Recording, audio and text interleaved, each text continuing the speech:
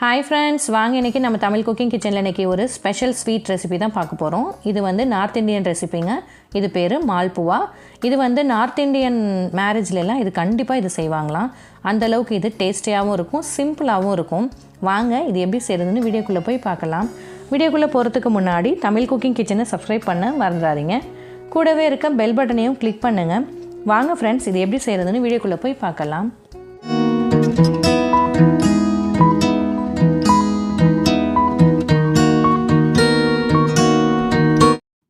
இப்போ இது செய்கிறதுக்காக ஒரு மிக்சிங் பவுல் எடுத்துக்கோங்க. அதில் 1 கப் அளவுக்கு மைதா மாவு சேர்த்துக்கோங்க. நான் இன்றைக்கி மெஷரிங் கப்பில் தான் அளந்திருக்கேன்.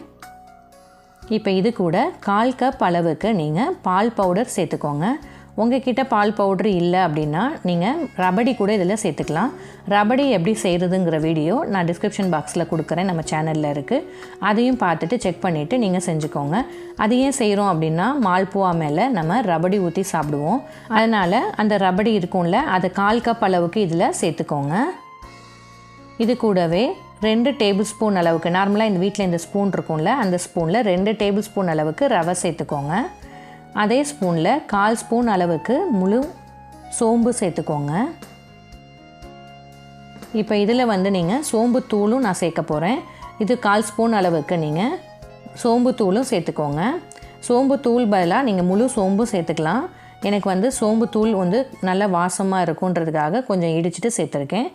அதே மாதிரி 1/4 ஸ்பூன் அளவுக்கு ஏலக்காய் தூளும் சேர்த்துக்கோங்க. நீங்கள் முழு சோம்பாகவும் சேர்த்துக்கலாம், அப்படி இல்லைன்னா ஃபுல்லாகவும் சோம்பு தூளாகவும் சேர்த்துக்கலாம். நல்ல வாசமாக சூப்பராக இருக்குங்க இது. இப்போ இது எல்லாத்தையும் நல்லா மிக்ஸ் பண்ணி விட்டுருங்க.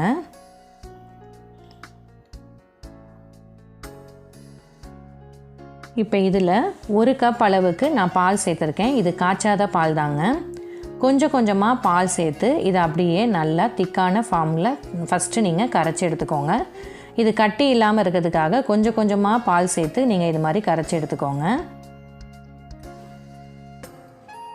எனக்கு வந்து 1/2 கப் அளவுக்கு பால் தேவைப்பட்டுச்சுங்க. இதுக்கு நல்லா தோசை மாவு பதத்துக்கு இருக்கணுங்க. இது கொஞ்சம் கொஞ்சமாக இந்த மாதிரி சேர்த்து, அதாவது இந்த மாதிரி விஸ்க் இருந்ததுன்னா உங்களுக்கு ஈஸியாக கட்டி இல்லாமல் வந்துடும். கொஞ்சம் கூட கட்டி இருக்கக்கூடாது. அந்த மாதிரி நல்லா கரைச்சி எடுத்துக்கோங்க. ஃபஸ்ட்டு நான் 1 கப் அளவுக்கு பால் சேர்த்துட்டு இதை நல்லா மிக்ஸ் பண்ணி எடுத்துக்கிட்டேன். அதுக்கப்புறமா ஒரு 1/2 கப் அளவுக்கு பால் சேர்த்துட்டேன் இதில்.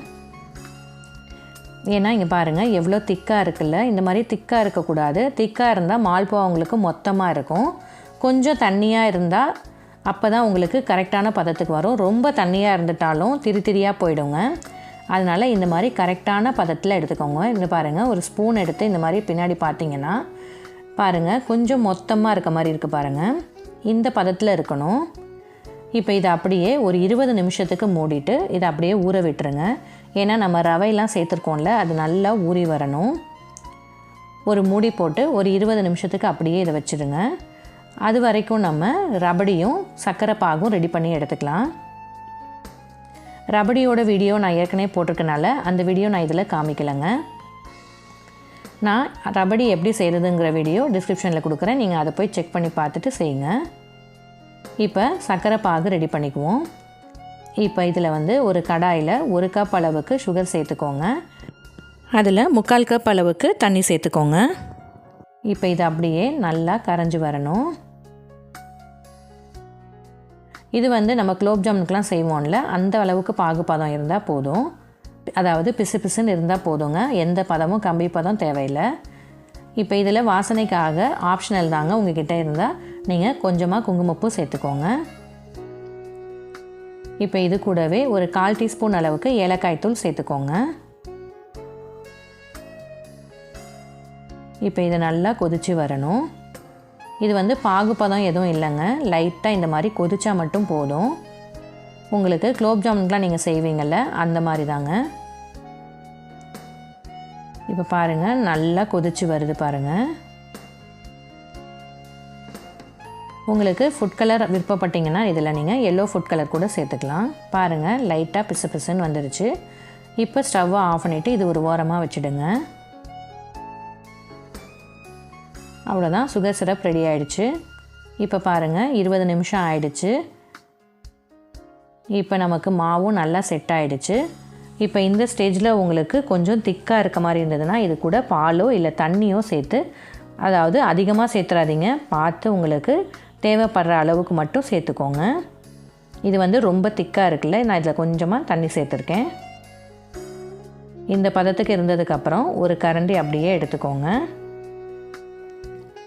இப்போ எண்ணெய் நல்லா சூடாயிடுச்சு. இப்போ லோ ஃப்ளேமில் வச்சுட்டு அதுக்கப்புறமா இந்த மாதிரி ஊற்றுங்க. ஒரே இடத்துலையே இந்த மாதிரி ஊற்றிட்டே இருக்கணுங்க. அதுவே உங்களுக்கு பரவி நல்லா ரவுண்டாக வந்துடும். ரொம்ப திக்காக இருந்ததுன்னா பிரச்சனை கிடையாதுங்க. மாவு ரொம்ப திக்காக இருந்ததுன்னா உங்களுக்கு மால்புவா வந்து ரொம்ப திக்காக இருக்கும். அதுக்காக தான். அதனால் ரொம்ப திக்காகவும் தண்ணியாகவும் இல்லாமல் மீடியம் சைஸில் பண்ணிக்கோங்க. இப்போ கடாயிலேருந்து கொஞ்சம் மேலே எலும்பி வந்ததுக்கப்புறம் இது மாதிரி திருப்பி போடுங்க. நீங்கள் குழியான பாத்திரத்தில் இந்த மாதிரி நீங்கள் ஊற்றக்கூடாதுங்க. இந்த மாதிரி தட்டையாக ஃப்ளாட்டாக இருக்க மாதிரி பாத்திரம் எடுத்து அதில் தான் நீங்கள் பொரிச்சு எடுக்கணும். பாருங்கள், நல்லா கோல்டன் கலர் 2 சைடும் வந்ததுக்கப்புறமா நீங்கள் இதிலேருந்து எண்ணெயை வடிச்சிட்டு எடுத்துக்கலாம். ஸ்டவ்வை வந்து லோ ஃப்ளேம்லேயே வேக வைங்க.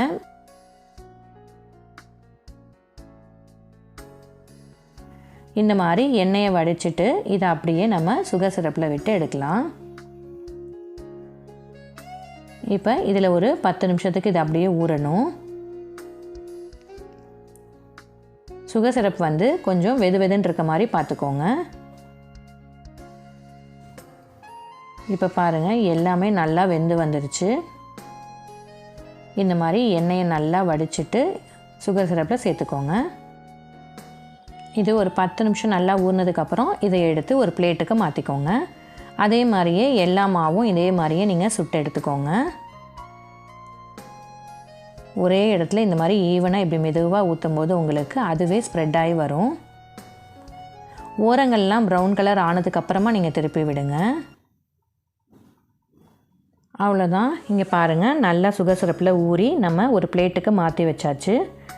இப்போ இது மேலே நம்ம எடுத்து காமிக்கிறேன் பாருங்கள், எவ்வளோ சூப்பராக இருக்குது பாருங்கள். நல்லா வெளியில் கிறிஸ்பியாகவும் உள்ளார நல்லா சாஃப்டாகவும் இருக்குங்க. இதோட டேஸ்ட்டும் சூப்பராக இருக்குங்க. நீங்கள் இப்படியே கூட சாப்பிடலாம். இப்போ இது மேலே ஒரு ஃபைனல் டச்சுக்காக இந்த மாதிரி ரபடி ஊற்றி சாப்பிடும்போது சூப்பராக இருக்குங்க. இது வந்து நீங்கள் ஃப்ரிட்ஜில் வச்சு சாப்பிட்டா கூட அருமையாக இருக்குங்க. இந்த ரபடி வந்து சூப்பராக இருக்குது பாருங்கள். இதை நீங்கள் வீட்லேயே செஞ்சிடலாம். எப்படி செய்கிறதுன்ற வீடியோ டிஸ்கிரிப்ஷன் பாக்ஸில் கொடுக்குறேன், நீங்கள் அதை செக் பண்ணி பாருங்கள்.